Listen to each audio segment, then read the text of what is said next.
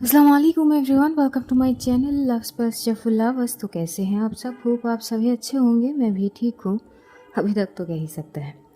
तो बिना वक्त ज़ाहिर किए हम शुरू करना चाहेंगे कहानी इश्क दा रंग सफ़ेद पार्ट 44। सीधा स्टोरी से शुरू करते हैं। इधर आरुषि अब बहुत ज़्यादा परेशान हो चुकी थी। बेचारी को समझ आती ही नहीं है कि उसकी गलती क्या है। आखिर माधवी की जो यूं बिहेव बदल सी गई है, वजह क्या है? बात करने की कोशिश करती है, वो करती नहीं है प्रॉपर, ऐसे इग्नोर कर देती है जैसे कि क्या ही हो। ऐसे कॉल कट होने के बाद भी वो बहुत देर तक सोचने लगती है। लगभग 11 बजे तक काजल की फिर से कॉल आती है और इस बार भी उसे लगती है कि शायद फिर से वही वाली चीज़ हो। कहीं माधवी कुछ सुन ली, फिर से अगर बहस हो तो वो नहीं चाहती थी।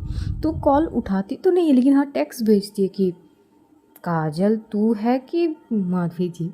काजल को इतनी हंसी आती है, वो टेक्स्ट का रिप्लाई करती है, पागल मैं ही हूँ, वहीनी नहीं है, वो सो रही है। तभी वो कॉल बैक करती है, हाँ बोल, क्या चल क्या रही है? तुम दोनों ऐसे बच्चों की तरह लड़ क्यों रहे थे? हाँ, तू मुझे क्यों बोल रही है? जाके अपनी वहीनी से पूछना।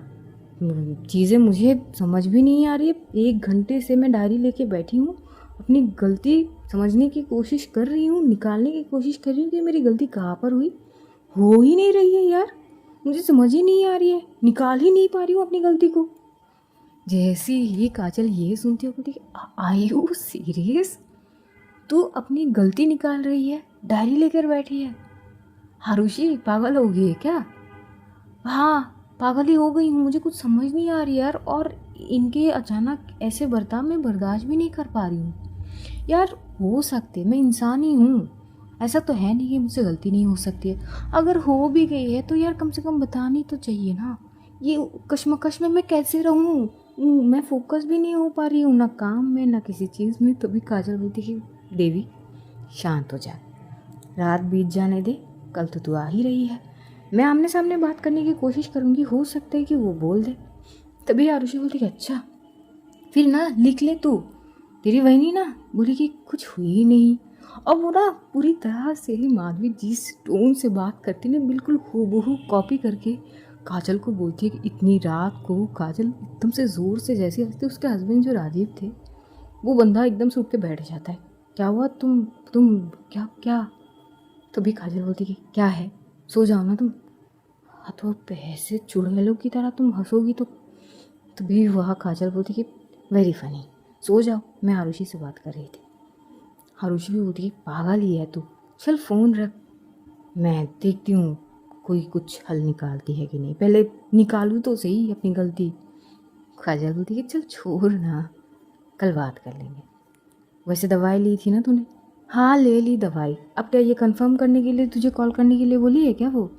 अरे नहीं ना, मुझे एक तो समझ नहीं आ रही थी कि तुम दोनों झगड़ा किस बात से कर रहे हो, तो मैं सोची कि मैं तुझसे अलग से पूछ लूँगी। यही काम ना तो अपनी वहीनी से पूछ सकती है अलग से, मुझसे क्या पूछ रही है? अच्छा चल ठीक है, मेरी गलती थी कि मैंने तुझे कॉल कर ली, चल तू सो जा। यही बोलते हुए काजल कॉल कट कर देती है। बेचारी आरुषि आधी रात तक डायरी लेके बैठी हुई थी। उसने अभी तक क्या क्या की, कैसे बर्ताव हुई, कुछ चीज़ें जो अलग से हुए हैं। इन दिनों जब उसकी तबीयत ठीक नहीं थी, माधवी जिस तरह से उसकी देखभाल कर रही थी, जो ऑकवर्ड सिचुएशन हुए थे, सारी चीज़ बंदी ने वहाँ पे पॉइंट करके करके लिखी थी, लेकिन समझ ही नहीं आ रही थी कि उसकी गलती कहाँ पर हुई। क्या हालत बना के रखी है माधवी ने। देखते देखते आधी रात तक तो ऐसे ही सीन चलते हैं और उसके बाद आखिर में हार के थक के बेचारी सो जाती है। सुबह लगभग 9:30 बज रहे थे। दरवाजे पे बार बार नॉक होने से उसकी नींद टूटती है। आंखों को मसलते हुए देखती है कि 9:30 बज रहे। तो वो उठती है और दरवाज़ा खोलते ही वो आंटी, अरे बेटा आप क्या कर रही हो? गुड मॉर्निंग आंटी, क्या बस अभी उठी हूँ, पता ही थी, ये लो चाय। आंटी चाय? आज तुम्हारे अंकल ने चाय बनाई है, तो सोचा कि क्यों ना तुम भी थोड़ी सी चाय चख लो। वाह सही है आंटी, कहाँ है अंकल? वो तो मस्त मैच देख रहे। थैंक यू आंटी, चाय की बहुत ज़्यादा ज़रूरी थी। क्यों सोई नहीं तुम रात को? क्या ही सोना आंटी, आँखों से तो मानो नींद पूरी तरह से उड़ ही चुके हैं। ऐसा क्या, कुछ ज़्यादा काम के प्रेशर है क्या? नहीं ना आंटी, काम के प्रेशर तो है ही नहीं, लेकिन जो है वो समझ आती नहीं। अब आरुषि की ये बातें उनको अचानक कैसे समझ आएंगी? ज़्यादा बात होता नहीं है। आरुषि वो कप लेके अंदर आ जाती है, थोड़ी चाय पीती है, सोचती है, इधर उधर घूमती है, कुछ घर के काम करती है और उसके बाद वो सोचती है कि क्या बनाएगी ब्रेकफास्ट।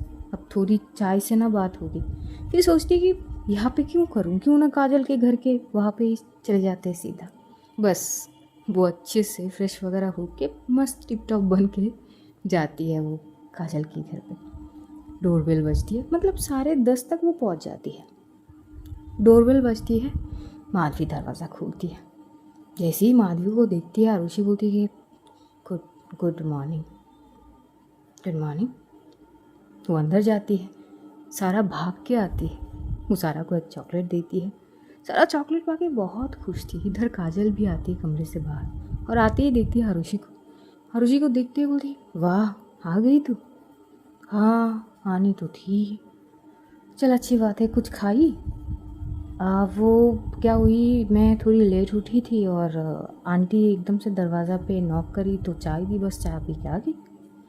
तभी माधवी बोल पड़ती कि इसका मतलब आपने दवाई नहीं ली? आरुषि को याद ही नहीं थी कि कम से कम दवाई साथ में लेके चलते हैं। वो चुप हो जाती है। तभी माधवी उसके सामने आती है। कुछ पूछे आपसे, आपने दवाई ली? वो तो मैंने ब्रेकफास्ट ही नहीं करी ना, तो दवाई कैसे? तो फिर साथ में लाए होंगे दवाई। काजल आरुषि की ओर देखती है, वो आरुषि के एक्सप्रेशन से समझ जाती है। काजल हंसते हुए किचन के साइड पे चली जाती है। माधवी बोलती कि क्या, कम से कम साथ में तो लाए ही होंगे ना आप दवाई? आरुषि चुप रहकर थोड़ी देर बाद बोलती है कि आप, वो मैं भूल गई। सही है, वैसे भी याद रखने के लिए आपके पास कुछ बचे भी नहीं होंगे। सही है, भूल जाइए सब कुछ। क्या मतलब है आपका? कुछ नहीं। यही बोलते हुए माधवी किचन में चली जाती है। आरुषि अपनी पैर पटक के बोलती कि ये हर थोड़ी देर में पता नहीं एक पंच लाइन मार के चली जाती है। मैं कंफ्यूज हो जाती हूँ कि इस बात का क्या मतलब है, ये चाहती क्या है। वो आके सोफे पर बैठ जाती है और सोचने लगती है कि ये क्या बोलने का क्या मतलब हुई इनकी। तभी सारा आती है, बोलती कि क्या हुआ बड़ी, आप कुछ सोच रहे हो? नहीं बड़ी, कुछ नहीं सोच रहे। आजकल मेरी सोचने की क्षमता ना बेटा ख़त्म हो गया है।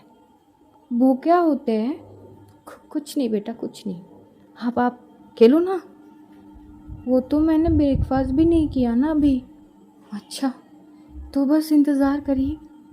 मैंने भी नहीं किया। वो सारा से बात कर रही थी, इधर किचन में माधवी ब्रेकफास्ट बना रही थी, काजल मदद कर रही थी। काजल पूछ लेती कि क्या हुआ वैनी? और क्या होगी, आपकी ये दोस्त आज सुबह की मेडिसिन भूल गई, कल परसों दोपहर की भूल गई थी, फिर एक दिन डिनर के वक्त दवाई दी थी वो भूल गई थी। ऐसे में ना वो दवाई ही लेना छोड़ देंगी। कभी कुछ समझाते क्यों नहीं हो आप अपने दोस्त को? आप वही नहीं, वैसे ये काम आपके लिए बड़ी आसान है। क्या मतलब ताई?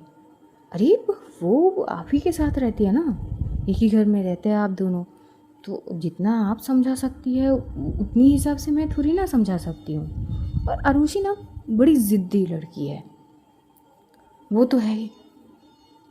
इधर दोनों ही ब्रेकफास्ट जैसे ही बना लेते तो ब्रेकफास्ट लगाते हैं टेबल पर। आरुषि चुप से आके ब्रेकफास्ट कर रही थी और माधवी को देख रही थी हर थोड़ी देर में। जैसे ही ब्रेकफास्ट वगैरह कंप्लीट हो जाती है, जो राजीव थे, एक्चुअली आज संडे थे, कोई काम थे नहीं, लेकिन राजीव को थोड़ी बाहर जानी थी तो वो चला जाता है बोल के। इधर आरुषि बैठी हुई थी और माधवी दूसरे साइड पे सारा कुछ बोल रही थी, वो बस सारा की बातें सुन रहे थे। तभी आरुषि बोलती कि वो माधवी जी, वो मुझे कुछ बात करनी थी। जी बोलिए। एक तो ना मुझे क्लियर कीजिए कुछ चीज़ें, वरना ना मुझे प्रॉब्लम हो रही है। देखिए मैं इंसान हूँ और इंसान ना गलतियों की पुतला होते हैं, हर कदम में गलती करते हैं, यही पहचान होती है हमारी। लेकिन अगर आप मेरी गलती को बताएंगे नहीं मुझे, तो मैं सुधरूंगी कैसे? और अगर आपको मेरी किसी भी बात पे कुछ ठेस पहुंची, बुरी लगी या मुझे नहीं कहने चाहिए थे, जो भी हो, कहीं पर भी अगर मुझसे कुछ गलती हुई तो मैं आपके आगे हाथ जोड़ देती हूँ, बस मुझे एक बार बता दीजिए। और ऐसे जो आप बर्ताव कर रही है मुझसे, कैसे बर्ताव कर रही हूँ मैं आपसे? आप अपने घर आ रहे हैं, खा रहे हैं, ऑफिस जा रहे हैं, फिर बर्ताव कैसे, क्या क्या कर रही हूँ मैं? तभी काजल आके बैठती है। वही क्या हो गई है? कुछ नहीं ताई। अरे ऐसे ऐसे छोटी छोटी चीज़ों में अगर लड़ने लगेंगे आप दोनों तो चीज़ें का हल कैसे आएंगे? अगर कोई परेशानी हुई, कोई दिक्कत या कुछ भी हुई तो आपस ही में बैठ के बात कर लेते हैं ना। मैं भी हूँ। हाँ, हो सकता है आरुषि से कुछ गलती हुई हो जो आपको पसंद नहीं हुई, लेकिन कम से कम अगर ये चीज़ उसको बता दिए जाए तो वो आगे से इस चीज़ का ध्यान रखेगी ना। लेकिन शायद ताई ध्यान रखने की ज़रूरत भी नहीं है। शायद फ़िलहाल जो है वो उनके लिए सही है।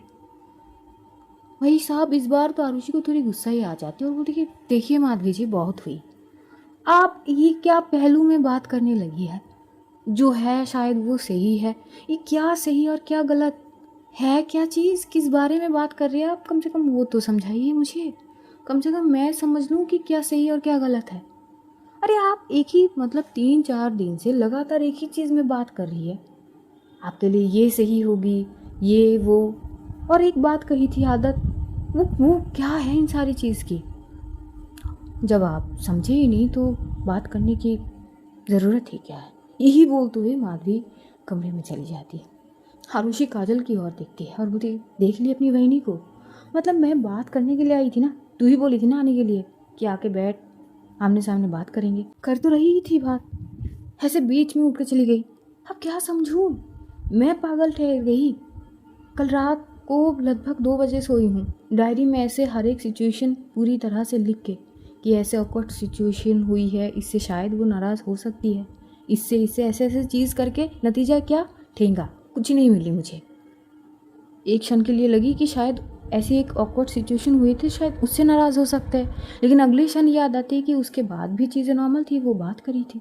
तो फिर प्रॉब्लम हुई तो कहाँ पर हुई, पहले ये बता तू मुझे, तू समझा।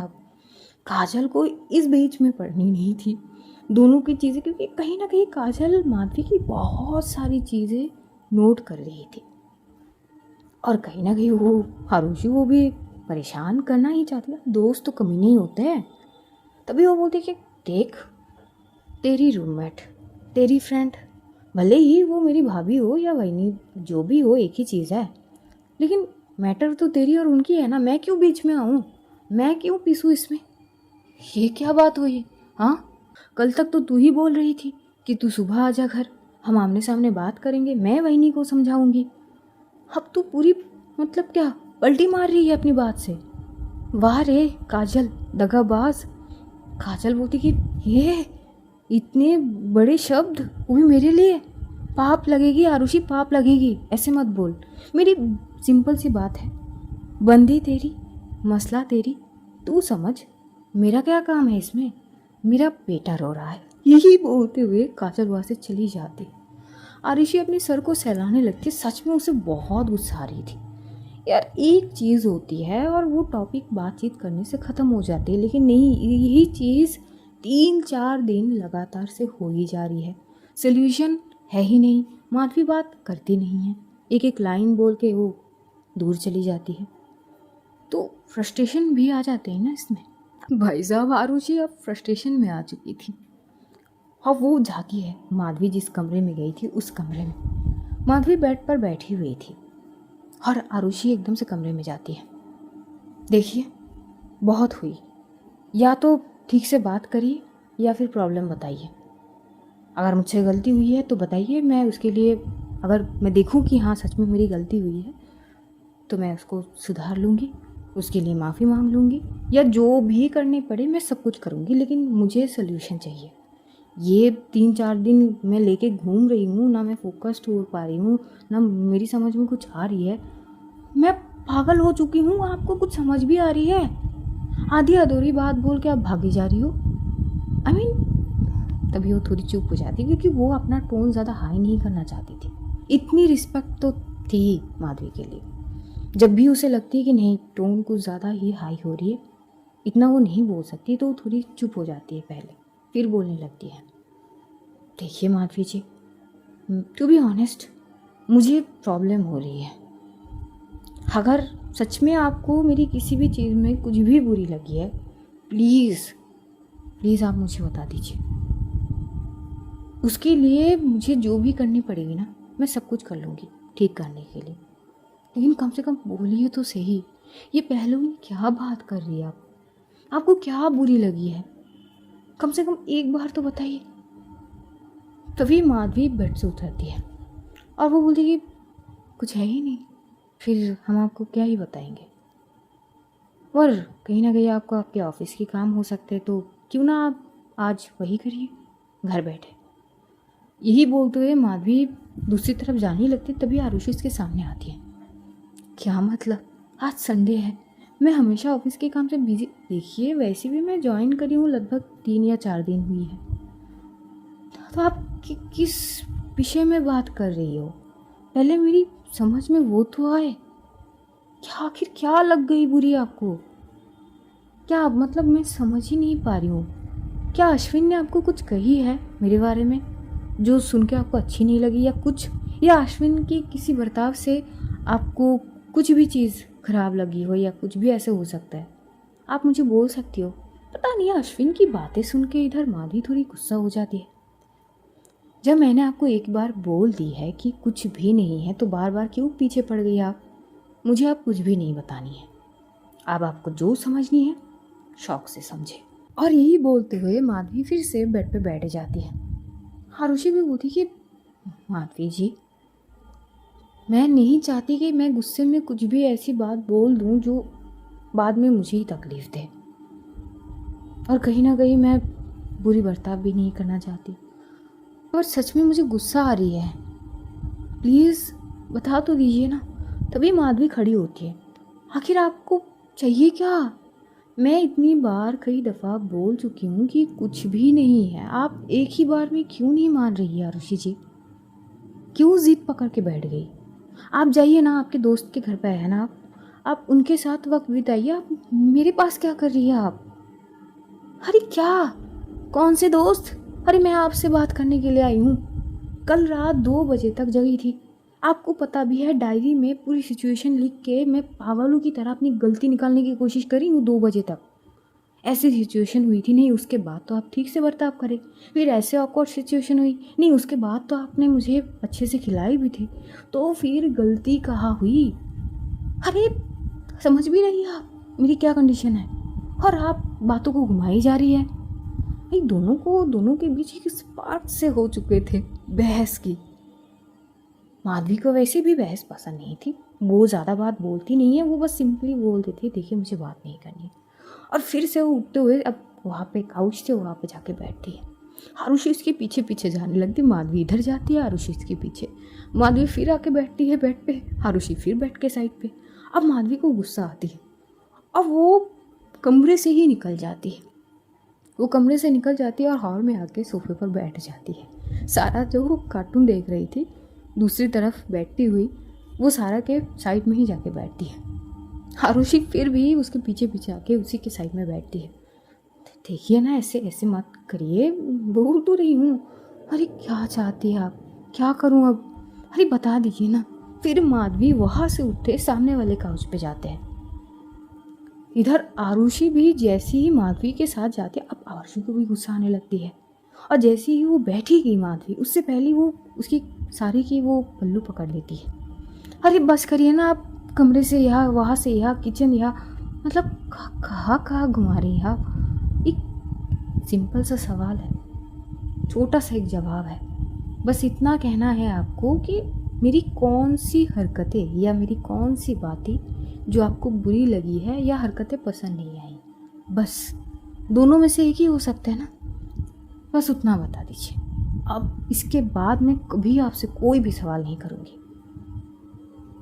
माधवी बोलती है कि ऐसी कुछ है ही नहीं मेरे पास जवाब। फिर वो उठ के जाती है किचन में, फिर आरुषि जाती है किचन में। ऐसे में 4-5 चक्कर तो पूरे कमरे में लगा ही चुके थे दोनों। सारा कभी कार्टून की ओर देख रही थी, कभी इन दोनों के ओर।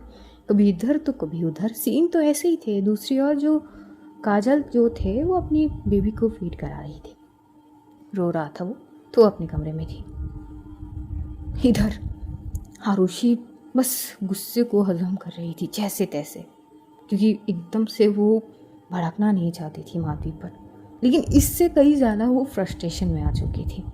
लेकिन फिर भी वो कंट्रोल करती है कि फ्रस्ट्रेशन निकल ना जाए पूरी माधवी के ऊपर। माधवी जो है किचन में कुछ करने लगती है। आरुषि फिर भी माधवी के पीछे पीछे जाती है। माधवी वो ग्लास में पानी लेती है वहाँ से और पीते पीते वो जाती है फिर कमरे में। तभी आरुषि उसकी वो साड़ी की जो पल्लू की साइड है एक कोना पकड़ ली थी। जैसे ही माधवी को थोड़ी सी खिंचाव महसूस होती है वो पीछे पलटती है और तभी वो थोड़ी सी स्ट्रिक्ट वे में कहती है, आरुषि जी ये सब मत करिए। लेकिन आरुषि छोड़ती नहीं है। माधवी आगे बढ़ती है, आरुषि भी। और कहीं ना कहीं एक दफ़ा खींचा थाली में माधवी के हाथ से थोड़ी सी पानी वो फ्लोर में गिर भी जाती है और थोड़ी सी वो चिल्ला पड़ती है, अरे क्या कर रही है आप बच्ची थोड़ी है, हर बार क्यों समझाने पड़ते हैं आपको, एक ही बार में क्यों नहीं समझते आप, जिद पकड़ के बैठ गई। इतनी दफ़ा मैं बोल चुकी हूँ कुछ नहीं है, बात क्यों नहीं ख़त्म करते आप। आरुषि बोलती तो आप भी ख़त्म कर सकते हैं बोलकर, और अगर ख़त्म ही नहीं करने तो ठीक है, कम से कम नॉर्मल बर्ताव करिए। मैं नॉर्मल बर्ताव ही कर रही हूँ आरुषि जी, मैं जैसे आपसे बात करती थी अभी वैसे ही बात करती हूँ। नहीं आप झूठ बोल रही है। देखिए माधवी जी आप झूठ बोलती नहीं है तो कोशिश भी मत करिए, इतना तो मैं आपको जानती ही हूँ। देखिए आप कितना जानती है मुझे और कितना नहीं जानती है ये सब मुझे सुनना ही नहीं है। बेहतर होगी कि आप अपने काम पे ध्यान दीजिए, मेरी चीज़ में नहीं।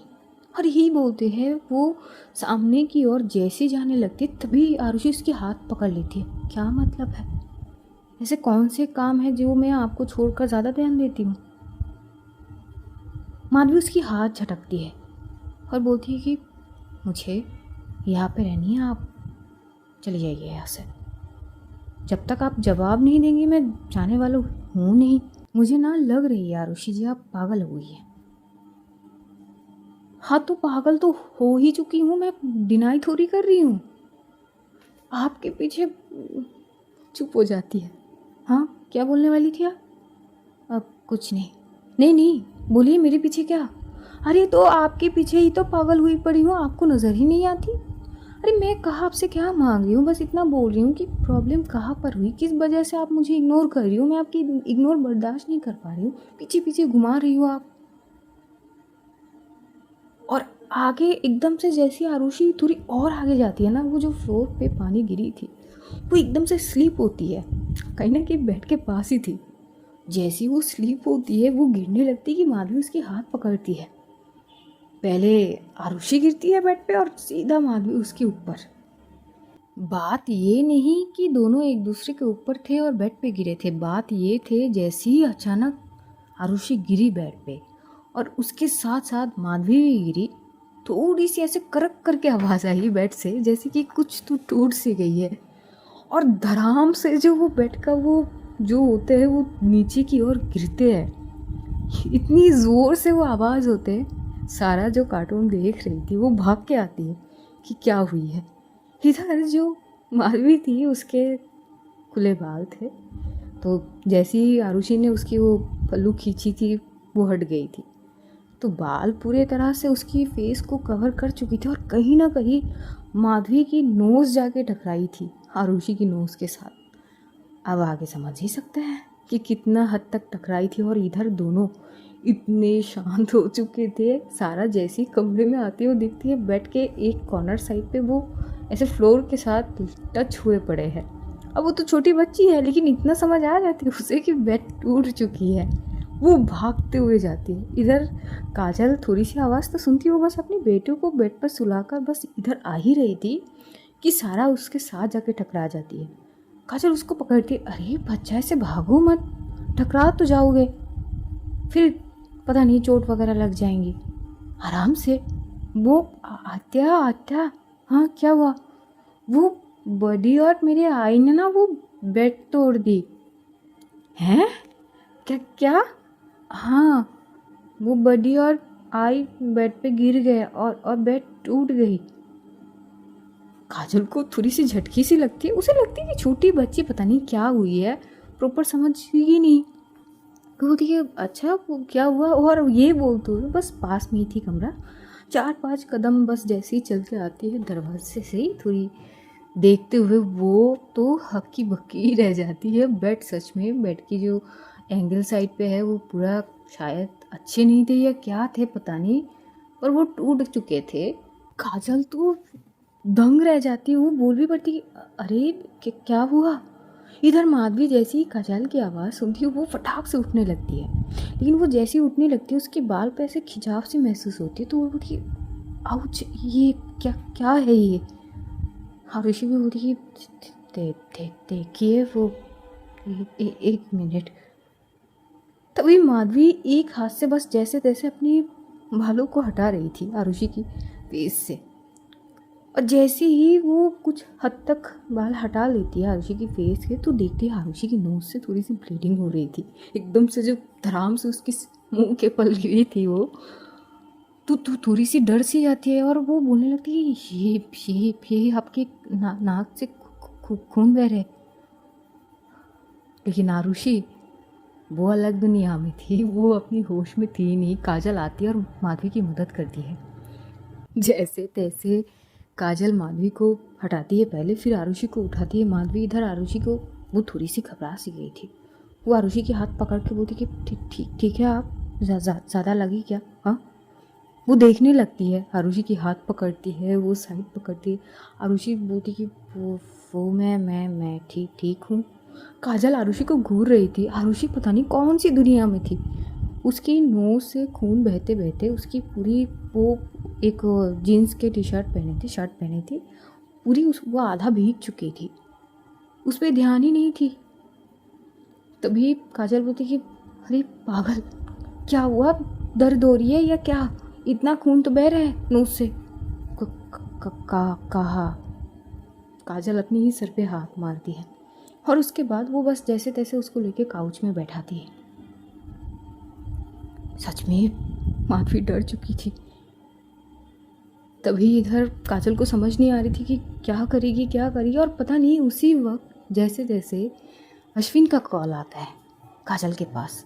वो बस डॉक्टर को कॉल करने जाएगी, उससे पहले अश्विन का कॉल आता है, तो वो रिसीव करके बस इतना बोलती कि अश्विन मैं बाद में बात करती हूँ। यार एक मिनट, क्या हुआ क्या है, हाँ ऐसे हाफ क्यों रही है तू, सब ठीक है। अरे यार एक तो वो आरुषि घर पे आई हुई है, वो पता नहीं क्या हो गई, अब उसकी नोज से बहुत ज़्यादा खून बह रहा है कि कैसे कब क्या। अरे तू फ़ोन रख, मैं डॉक्टर को कॉल करूँगी, बहुत ज़्यादा खून बह रहा है।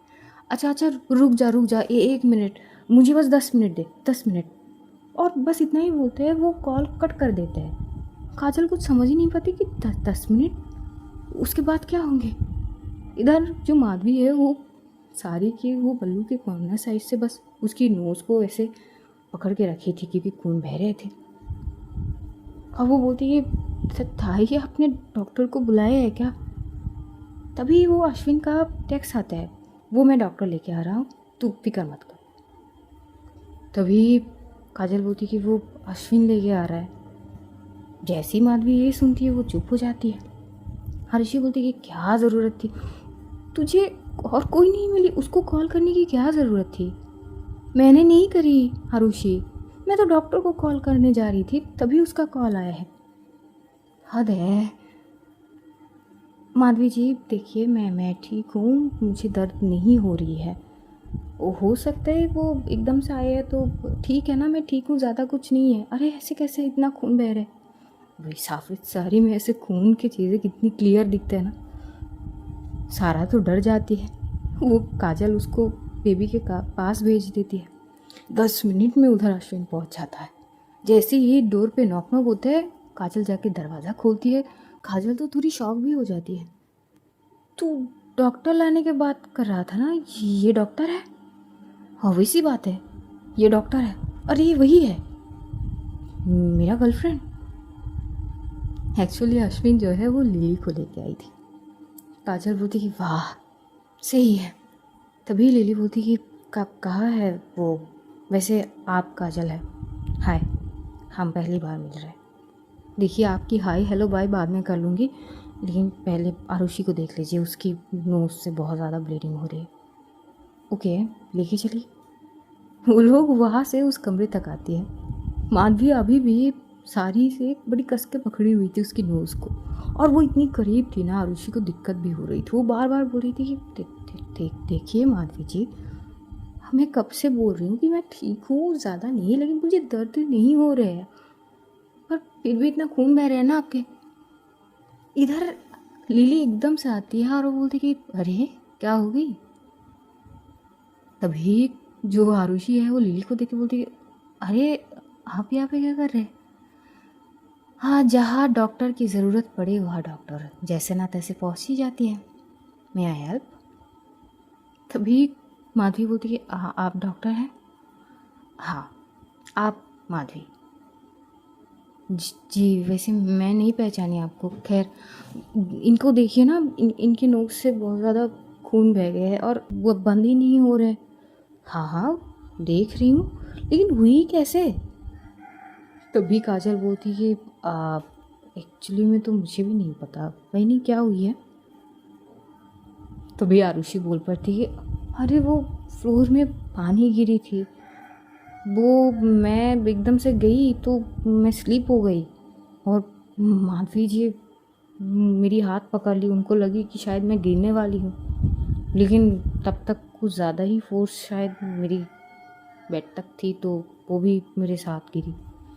तभी लिली थोड़ी सी हंस के बोलती है, अच्छा तो ये बेड उसी वजह से टूटी है। आरुषि चुप हो जाती है। काजल बोलती है, वाह क्या शार्प माइंड है, वहाँ पे नज़र कब गई। आप वो एंटर करते मैंने देख ली थी। बाय द वे वो थोड़ी सी हो गई है, थोड़ी सी फास्ट एड करनी पड़ेगी। अश्विन। तभी अश्विन एकदम से आकर बोलती है, हाँ बेबी बोलो। माधवी उस वक्त ये वर्ड को नोटिस नहीं करती है। कुछ मेडिसिन चाहिए, एक ऑइंटमेंट चाहिए। हाँ ठीक है, बोलो मैं अभी लेके आता हूँ। हाँ बस, तो वो बोलती है और अश्विन भाग के जाता है और वो थोड़ी देर में ही ले आते हैं। इधर लिली वो सारी चीज़ से वो पहले तो क्लीन वगैरह करती है ब्लड का और फिर वो ऑइंटमेंट लगाती है। ज़्यादा सीरियस थी नहीं, वो एकदम से जब टकराई थी ना तो थोड़ी सी जख्म सी हो गई थी, तो बस उसी से खून बहने लगे। माधवी डर के मारे उसकी हालत। तभी काजल बोलती है, ज़्यादा सीरियस तो नहीं है ना, हॉस्पिटल में। नहीं नहीं ऐसी बात नहीं है, हॉस्पिटल में नहीं एडमिट करनी पड़ेगी, हो जाता है कभी कभार, वैसे भी नॉर्मली हम थोड़ी बहुत नोज़ के साथ छिड़कानी करें तो तब भी ब्लीडिंग हो जाती है, थोड़ी सी सेंसिटिव है तो ठीक है, बस थोड़ा सा ध्यान रखना है, ठीक है। इधर आरुषि तो माधवी की ओर देखती है, उसे बहुत अच्छे से पता है ना कि माधवी वो खुद को ऐसे कोसेगी कि उनकी वजह से हुई है सारी चीज़ें। तो वो बोलती है, देखिए माधवी जी गलती मेरी है, मुझे नहीं भागनी चाहिए थी, आपने कितनी बार बोली, पर वो पानी भी मेरी वजह से गिरी फ्लोर पे, तो कहीं ना कहीं मेरी ही गलती है, आपकी कोई गलती नहीं है, खामखा इतना मत सोचिए। माधवी तो चुप थी। इधर तभी अश्विन भी हंस पड़ता है, क्या बात है, झांसी की रानी ऐसे नाक तुड़वा ली, वाह। चुप करना, हद होता है अश्विन। तभी उधर लिली जो थे वो माधवी की फेस की ओर एकटक देख रही थी।